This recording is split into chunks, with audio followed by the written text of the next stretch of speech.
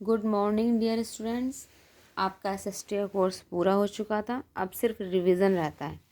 तो हम कुछ वीडियोस के द्वारा उस रिवीजन को भी कंप्लीट कर लेंगे।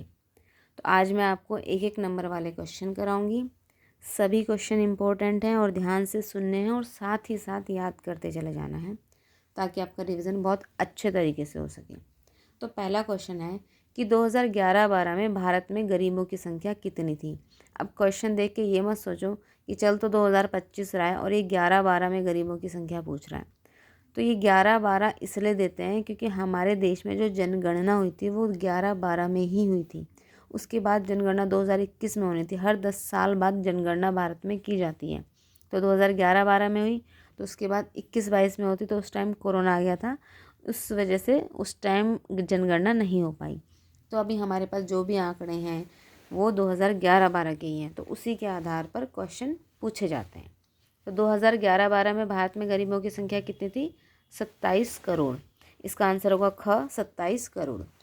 नेक्स्ट क्वेश्चन है, निम्नलिखित में से किस योजना या प्रोग्राम के अंतर्गत ग्रामीण क्षेत्रों में वर्ष में कम से कम 100 दिन का रोजगार दिए जाने की गारंटी है? देखो, सरकार गरीबों के लिए कोई ना कोई प्रोग्राम, कोई ना कोई योजना लाती रहती है। तो इसी के तहत सरकार एक योजना लाई थी जिसमें ये डिसाइड किया गया था कि जो ग्रामीण क्षेत्र हैं, गाँव में जो रहने वाले लोग हैं, उन्हें वर्ष में कम से कम 100 दिन काम दिया जाए। वर्ष में दिन होते हैं पूरे 365, तो ये तय किया गया था कि कम से कम वर्ष में 100 दिन तो उनको 100 डेज़ में तो काम दिया ही जाएगा, पक्का इस चीज़ की गारंटी दी जाएगी। तो इस प्रोग्राम को कहते थे मनरेगा। क्या नाम है इस प्रोग्राम का? मनरेगा, जिसकी फुल फॉर्म है महात्मा गांधी राष्ट्रीय ग्रामीण रोजगार गारंटी अधिनियम। तो ये जो प्रोग्राम है ये 2005 में लॉन्च किया गया था। तो क्वेश्चन 1 नंबर का क्वेश्चन ये भी आता है कि मनरेगा योजना कब लाई गई थी? तो कब लाई गई थी? 2005 में। नेक्स्ट क्वेश्चन है आपका, सामाजिक मनोवैज्ञानिक द्वारा निम्नलिखित में से किस सूचक को निर्धनता आकलन में प्रयोग नहीं किया जाता? सूचक, निर्धनता आकलन, ये ऐसे शब्द हैं जिनको समझना जरूरी। निर्धनता आकलन मतलब ये देखना कि कोई निर्धन है या नहीं है, इसे निर्धनता का आकलन कहते हैं। और किस आधार पर हम डिसाइड करेंगे कोई निर्धन है नहीं? तो इसके सूचक यानी किन किन चीज़ों को देख के हम तय करेंगे कि वो व्यक्ति निर्धन है या नहीं, तो वो चीज़ें उस निर्धनता की सूचक कहलाएंगी। जैसे उसके पास खाने को रोटी है या नहीं, स्वास्थ्य की सुविधाएं है या नहीं, कुपोषित तो नहीं है, पीने का स्वच्छ जल है या नहीं, स्वच्छ भोजन है नहीं, पहनने कपड़े हैं, शिक्षा प्राप्त कर पा रहा है। तो ये छोटी छोटी बेसिक चीज़ें देखते हैं कि उसके पास रहने का घर है, ये छत भी नहीं है उसके पास। तो इन बेसिक चीज़ पे डिसाइड करते हैं कि कोई व्यक्ति निर्धन है या नहीं। तो अब ये 4 ऑप्शन दिए हैं। सबसे पहला ऑप्शन है निरक्षरता का स्तर, स्वास्थ्य सेवाओं तक पहुँच, सिनेमा देखना व होटल में जाने की पहुँच की कमी, या सुरक्षित पेयजल। तो इनमें से भाई देखो, निरक्षर व्यक्ति है तो ये माना जाता है कि जो जितना ज़्यादा निरक्षर रहेगा तो वो निर्धनता के ट्रैप में फंसा रहता है, निर्धन व्यक्ति, निरक्षर व्यक्ति। दूसरा, स्वास्थ्य सेवा उसके पास है या नहीं। हाँ भाई, इस चीज़ को भी देखा जाता है। इस चीज़ को नहीं देखते कि वो सिनेमा हॉल में कितनी बार जा रहा है, होटल में कितनी बार जा रहा है। तो नंबर ग इसका आंसर है कि सिनेमा देखना व होटल में जाने की पहुंच की कमी, इसे निर्धनता का सूचक नहीं माना जाता है। Question number 4। क्वेश्चन नंबर 4 कहता है कि आर्थिक समूहों में निम्नलिखित में से कौन सा समूह भारत में सबसे अधिक असुरक्षित है? अभी आर्थिक समूह कैसे बनते हैं? ये आर्थिक समूह बनते हैं कि कोई व्यक्ति अपनी कमाई कैसे कर रहा है, तो उस कमाई करने के तरीकों के आधार पे हम उसको विभिन्न विभिन्न आर्थिक समूहों में डाल देते हैं। जैसे कि ये नियमित मजदूर है, ये अनियमित मजदूर है, ये ग्रामीण मजदूर है, ये शहरी मजदूर है, ये कृषि मजदूर है, ये फैक्ट्री मजदूर है। तो ये आर्थिक समूह हो गए कि किस किस जरिए से वो कमाई कर रहे हैं। अब हमको ये बताना है कि इनमें से कुछ लोग सुरक्षित हैं, कुछ असुरक्षित हैं। सुरक्षित वो हैं जिनकी इनकम फिक्स है कि भाई वो रोज़ काम मिल रहा है, उसको काम भी रोज़ मिल रहा है, ये भी फिक्स है, और उसको फिर वेतन भी जब भी उसका दिन निश्चित है, महीने में, हफ्ते में, उसको वेतन भी आसानी से मिल जा रहा है। तो ऐसा कर्मचारी सुरक्षित है। लेकिन किसी को 1 दिन काम मिल रहा है, 10 दिन नहीं मिल रहा, या फिर 10 दिन काम मिल रहा है तो 5 दिन नहीं मिल रहा, काम किया तो पेमेंट कब आएगी ये भी नहीं पता। तो ऐसे व्यक्ति क्या कहलाते हैं? असुरक्षित आर्थिक मजदूर कहलाते हैं। तो अब देखते हैं इनमें से कौन सबसे अधिक असुरक्षित है। पहला ऑप्शन है ग्रामीण कृषि मजदूर परिवार और शहरी अनियमित मजदूर परिवार। ग्रामीण कृषि मजदूर परिवार का मतलब है वो गांव में काम करता है, कृषि मजदूर है, यानी उसके पास खुद की ज़मीन नहीं, किसी दूसरे की ज़मीन पे मजदूरी करता है। दूसरा है शहरी अनियमित मजदूर परिवार, एक परिवार ऐसा है जो शहर में रहता है और अनियमित मजदूरी मिलती है, यानी कभी काम मिल गया कभी काम नहीं मिला। नेक्स्ट ऑप्शन है 1 हेक्टेयर भूमि, एक किसान जिसके पास 1 हेक्टेयर भूमि है। तीसरा है छोटे शहरी दुकानदार, यानी छोटा शहर है उसमें कोई दुकानदार है। उसके बाद प्रतिदिन कृषि मजदूरी वाले शहरी मजदूर, शहर में हैं, कृषि मजदूरी कर रहे हैं शहर में ही, शहर में भी खेत हैं तो वहाँ पे खेती का मजदूर है, लेकिन प्रतिदिन काम मिल रहा है। देखो इसको प्रतिदिन काम मिल रहा है, जिसके पास अपनी दुकानदार है उसके पास दुकान है, वो भी उसकी भी इनकम फिक्स है कि कुछ ना कुछ तो कमाई लेगा। जिसके पास अपनी ज़मीन है उसको भी ज़्यादा टेंशन नहीं। सबसे ज़्यादा टेंशन किसको है? नंबर क, यानी कि जो गाँव में है और किसी के खेत में मजदूरी कर रहे हैं, या फिर जो शहर में हैं और अनियमित मजदूर हैं, तो ये सबसे ज़्यादा असुरक्षित इसमें होंगे। क्वेश्चन नंबर 5, भारत में निम्नलिखित में कौन सा सामाजिक अपवर्जन का उदाहरण है? सामाजिक अपवर्जन से मतलब है कि समाज में हम उस व्यक्ति के साथ सामाजिकता के आधार पर भेदभाव कर रहे हैं। तो सबसे पहला महिलाओं के साथ काम देने में भेदभाव। देखो महिलाओं के साथ काम देने में भेदभाव सामाजिक भेदभाव नहीं है, ये लिंग के आधार पर भेदभाव है। दूसरा शोषण का अधिकार, ये तो हमारा फंडामेंटल राइट है, ये सामाजिक भेदभाव में नहीं आएगा। तीसरा है जाति व्यवस्थाई कार्यशैली, जिसके अंतर्गत कुछ लोगों को समान अवसरों से अपवर्जित रखा जाता है, ये सही है।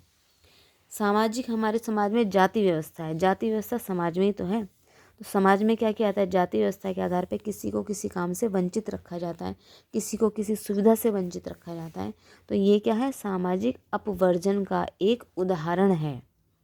नेक्स्ट क्वेश्चन, निर्धनों के बारे में निम्नलिखित में से कौन सा कथन सही नहीं है? देखो निर्धन लोग यानी गरीब लोगों के बारे में कुछ बातें यहाँ पे कही गई हैं, 4 कथन दिए गए हैं, क ख ग घ। पूछ रहा है कि कौन सा सही नहीं है। तो पहली लाइन कहती है कि निर्धन गांव में भूमिहीन कृषक हो सकते हैं। कि निर्धन कौन हो सकते हैं? जो गाँव में भूमिहीन कृषक हैं। हाँ, जो भूमिहीन कृषक हैं वो तो निर्धन हो सकते हैं, ये लाइन तो सही है। जिसके पास ज़मीन नहीं है लेकिन वो दूसरों की ज़मीन पे खेती करता है तो वो निर्धन हो सकता है। दूसरा कथन है वे शहरों की भीड़ भरी झुग्गियों में रहने वाले लोग हैं, ऐसा भी हो सकता है, झुग्गियों में ज़्यादातर निर्धन लोग ही रहते हैं।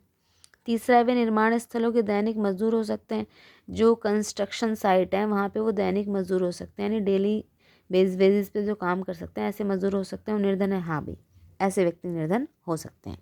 नंबर घ है वे सरकारी नौकरी या प्राइवेट नौकरी वाले क्लर्क भी हो सकते हैं। भाई नहीं, कोई सरकारी नौकरी कर रहा है तो निर्धन होने का तो सवाल होता ही नहीं, और प्राइवेट नौकरी में भी अगर क्लर्क का काम कर रहा है तो उसे ठीक ठाक सैलरी मिल जाती है, तो उसे हम निर्धन नहीं कहेंगे। तो नंबर घ इसका सही आंसर होगा कि यह कथन सही नहीं है। आगे बढ़ते हैं। नंबर 7, देश में निर्धनता के बारे में निम्नलिखित में से कौन सा कथन सही नहीं है? कुछ 4 कथन यानी 4 लाइन इन्होंने दी है, आपको चारों लाइन पढ़नी है और पता लगाना है कौन सी लाइन गलत है। पहली लाइन कहते हैं देश का हर चौथा व्यक्ति निर्धन है, बिल्कुल सही। हमारे देश में गरीबी इतनी ज़्यादा है कि 3 अगर ठीक ठाक हैं, 3 में से तीनों अमीर नहीं हैं लेकिन निर्धनता रेखा से ऊपर हैं, लेकिन चौथा व्यक्ति ऐसा है, हर चौथा व्यक्ति जो निर्धनता रेखा के अंडर में आता है। नेक्स्ट लाइन है नंबर खा पॉइंट, वर्ष 2011-12 में भारत में 27 करोड़ लोग निर्धनता में जीते थे। अभी बताया गया है, सबसे पहले क्वेश्चन में यही था कि भारत में 2011-12 में गरीबों की जनसंख्या कितनी थी, तो 27 करोड़ थी, तो ये आंसर भी सही, ये लाइन भी सही है। नेक्स्ट है विश्व में भारत में सबसे अधिक निर्धनों का संकेंद्रण है, यानी कि बहुत ज़्यादा निर्धन लोग, विश्व में सबसे अधिक ज़्यादा निर्धन लोग भारत में ही पाए जाते हैं। और वैसे जब भारत की जनसंख्या भी विश्व में सबसे अधिक हो गई है अब, तो निर्धन लोग भी यहाँ पे अच्छी खासी मात्रा में पाए जाते हैं। सबसे लास्ट वाला है कि भारत में विश्व के देशों की तुलना में सबसे कम निर्धनता की प्रतिशत दर है, ये बिल्कुल गलत है। सबसे कम निर्धनता की प्रतिशत दर हमारे देश में नहीं है, बल्कि अच्छे खासे निर्धन हमारे देश में पाए जाते हैं। नेक्स्ट क्वेश्चन की तरफ अब हम पढ़ते हैं। नेक्स्ट हमारा है, अरे भाई आजा। नेक्स्ट क्वेश्चन है निम्नलिखित में से कौन सा मुद्दा निर्धनता के अध्ययन से संबंधित नहीं है? यानी कि जब हम कहीं पे निर्धनता का अध्ययन करेंगे तो किस किस मुद्दे को देखेंगे, किस किस मुद्दे को नहीं देखेंगे। खराब स्वास्थ्य या कुपोषण देखेंगे, बेरोजगारी है या नहीं ये भी देखेंगे, भूमिहीनता भी देखेंगे, साक्षरता भी, तो चारों पॉइंट देखे जाते हैं। अगर उसके पास ज़मीन नहीं है निर्धन माना जाएगा, रोजगार नहीं है निर्धन माना जाएगा, उसका स्वास्थ्य खराब है, कुपोषण का शिकार है, तो कुपोषण का शिकार क्यों है भाई? वो निर्धन होगा तभी तो उसे खाने पीने को नहीं है। साक्षरता, साक्षर नहीं है, क्यों? वो साक्षरता को नहीं माना जाएगा, निरक्षरता को माना जाएगा। ठीक बात है, अगर वो साक्षर होता, पढ़ा लिखा होता तो निर्धन थोड़ी होता, किसी ना किसी जरिए से वो पैसा कमाने का अपना जुगाड़ कर ही लेता।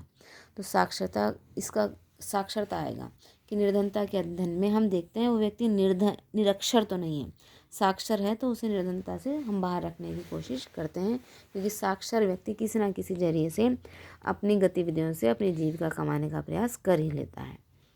नेक्स्ट क्वेश्चन 9, निम्नलिखित में से कौन सा अर्थ निर्धनता का सही नहीं? यानी नीचे निर्धनता के कुछ अर्थ दिए गए हैं, आपको लाइन पढ़ के पता लगाना है कि ये निर्धनता का सही अर्थ है या नहीं है। जैसे नंबर का है, निर्धनता का अर्थ भुखमरी और आश्रय का ना होना। सही बात है, आश्रय मतलब घर, ना तो घर है और ना खाने को है, तो निर्धन होगा। दूसरा यह है, एक ऐसी स्थिति है जब माता पिता अपने बच्चे को विद्यालय नहीं भेज पाते, या कोई व्यक्ति बीमारी का इलाज, हाँ भाई, इलाज क्यों नहीं करवा पाएगा बीमारी का? पैसे नहीं है। बच्चे अपने माता पिता अपने बच्चों को विद्यालय क्यों नहीं भेजेंगे? पैसे नहीं है, तो सीधी सी बात है, वो कैसा होगा? निर्धन होगा। नेक्स्ट, निर्धनता का अर्थ स्वच्छ जल और सफाई सुविधाओं का भी अभाव है। अभाव मतलब कमी, ना तो हमारे पास स्वच्छ जल है, ना सफाई की ठीक से सुविधाएं हैं, तो हाँ, वो व्यक्ति जरूर निर्धन होगा जो पीने का स्वच्छ जल भी जिसके पास नहीं है। नेक्स्ट पॉइंट है, निर्धनता का अर्थ नियमित रोजगार और आय का होना भी। अरे नियमित रोजगार और आय हमारे पास होगी तो निर्धन काहे को होंगे? तो नंबर घ पॉइंट निर्धनता की परिभाषा नहीं देता है, तो ये गलत है। नेक्स्ट क्वेश्चन, महात्मा गांधी ने हमेशा निम्नलिखित में से किस कथन पर बल दिया है? देखो, महात्मा गांधी की एक स्पेशल लाइन थी, वो बिल्कुल याद रखना है, वो नंबर का ही है इसकी लाइन, कि भारत सही अर्थों में तभी स्वतंत्र होगा जब यहाँ में सबसे निर्धन व्यक्ति भी मानवीय व्यवस्था से मुक्त होगा। ये महात्मा गांधी का कथन था कि हम आज़ाद हो गए हैं, स्वतंत्र हो गए हैं, लेकिन ये स्वतंत्रता नहीं, असली स्वतंत्रता तभी है जब सबसे गरीब व्यक्ति भी मानवीय व्यथा से मुक्त होगा, यानी उस पर भी रोटी कपड़ा मकान सारी चीज़ें उसके पास होंगी, तब माना जाएगा कि भारत सच में आज़ाद हुआ है। अब लास्ट क्वेश्चन देखते हैं इस वीडियो का। लास्ट क्वेश्चन ये है, सामाजिक वैज्ञानिक निर्धनता को निम्नलिखित में से किस सूचकों के माध्यम से देखते हैं? तो कौन कौन से सूचक हैं जिनको ध्यान में रख के क्या किया जाता है? सामाजिक वैज्ञानिक निर्धनता को देखते हैं। तो पहला, निरक्षरता स्तर, हाँ, इसको देखा जाता है। दूसरा, वेतन तथा विभिन्न सुविधाएं जो उत्तम जीवन के लिए आवश्यक हो, ये भी देखा जाता है। सुरक्षित पेयजल, स्वच्छता की कमी, कुछ, यानी ये सभी देखे जाते हैं, लेकिन आपको सबसे बेस्ट उत्तर देना है। तो बेस्ट में आता है वेतन तथा विभिन्न सुविधाएं। जब हम विभिन्न सुविधाओं की बात करें तो विभिन्न सुविधाओं में सभी आ गए ना, कि वो उसके पास साक्षरता भी हो, निरक्षर ना हो, सुरक्षित पेयजल हो, स्वच्छता भी हो, कुपोषण का शिकार ना हो, प्रतिरोधक क्षमता भी अच्छी हो। जब ये सब चीज़ें हम देखेंगे तो हम क्या देख रहे हैं? वेतन तथा विभिन्न सुविधाएं जो उत्तम जीवन के लिए आवश्यक हो, तो इसका आंसर हो जाएगा ख। ठीक है, इन चीज़ों में अगर कमी है तो वो गरीब माना जाएगा। ये सब चीज़ें कमी कमी बता ही रहा है तो वो गरीब है, लेकिन उन सबको किस आंकड़े में देख लिया जाएगा? किस एक में हम इसको ले आते हैं कि हम देखेंगे उसका वेतन कितना है, और हम देखेंगे कि उसको विभिन्न सुविधाएं जो जीवन के लिए आवश्यक हैं कितनी कितनी मिल रही है। इसके आधार पर हम सामाजिक वैज्ञानिक निर्धनता का स्तर तय कर लेते हैं। तो आज के लिए इतने ही क्वेश्चन बहुत हैं, इन सब को याद कर लेना, साथ के साथ याद करते चलोगे तो SST में 100% 80+ मार्क्स ले आओगे बच्चों। Thank you.